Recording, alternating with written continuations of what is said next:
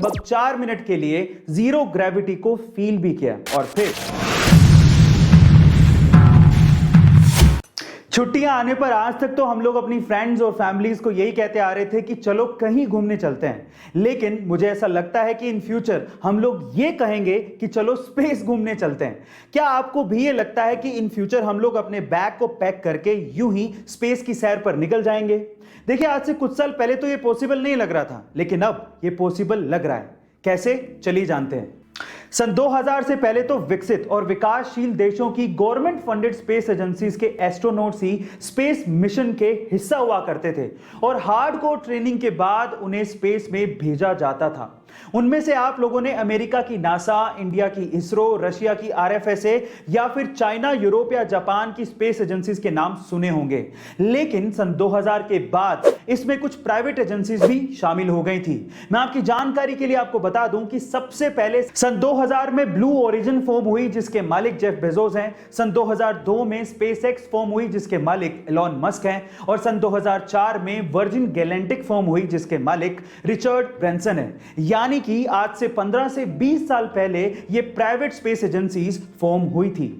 In private space agencies के space missions में से एक मिशन यह भी था कि सस्ती स्पेस व्हीकल्स बनाई जाएं ताकि एस्ट्रोनॉट्स के अलावा बाकी लोग भी स्पेस का नजारा ले सकें और अब फाइनली ये सपना पूरा होता दिख रहा है। बाय द वे, स्पेस अर्थ से ज्यादा दूर नहीं है जहां पर आप जीरो ग्रेविटी का आनंद ले सकते हैं। ऐसा कहा जाता है कि अर्थ से 80 से 100 किलोमीटर ऊपर वो स्पेस शुरू हो जाता है जहां पर आप जीरो ग्रेविटी को फील कर सकते हैं। पर ये 80 से 100 किलोमीटर की दूरी को फांदने में भी इन प्राइवेट एजेंसीज को 15 से 20 साल लग गए और फाइनली जेफ बेजोस और रिचर्ड ब्रैंसन की कंपनियों ने ये कर दिखाया। तो चलिए इनके बारे में बात करते हैं एक एक करके।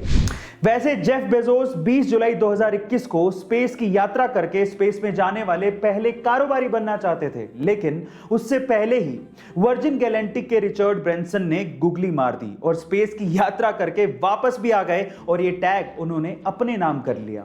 फिर उसके बाद बारी आई जेफ बेजोस की, लेकिन जेफ बेजोस और रिचर्ड ब्रैंसन के जाने का तरीका बेहद अलग था। सबसे पहले हम बात करते हैं रिचर्ड ब्रैंसन के जाने के तरीके की। गाइस, 11 जुलाई 2021 को रिचर्ड ब्रैंसन अपने 2 पायलट और 3 क्रू मेंबर्स के साथ स्पेस की यात्रा पर गए, जिसमें से एक क्रू मेंबर एक इंडियन ओरिजिन की लड़की थी जिसका नाम था Sirisha Bandla. So guys, proud to be an Indian. लेकिन वो किसी रॉकेट पर नहीं गए थे, वो एक नॉर्मल प्लेन के जैसा था, एक एरोप्लेन के जैसा, जिसके बीच में एक स्पेस प्लेन लगा हुआ था जिसका नाम था यूनिटी।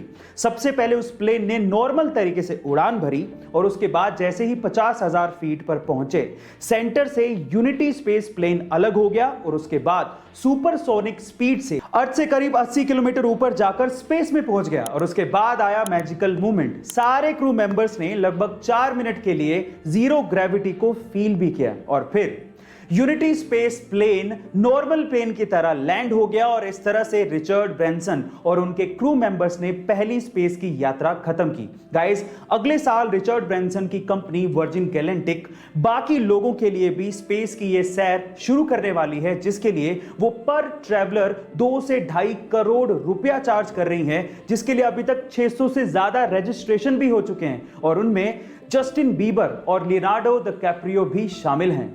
और अब बात करते हैं जेफ बेजोस की, जो कि अपने भाई और 2 और क्रू मेंबर्स के साथ 20 जुलाई 2021 को ब्लू ओरिजिन के न्यू शेफर्ड स्पेसशिप में बैठ के स्पेस की यात्रा पर गए थे।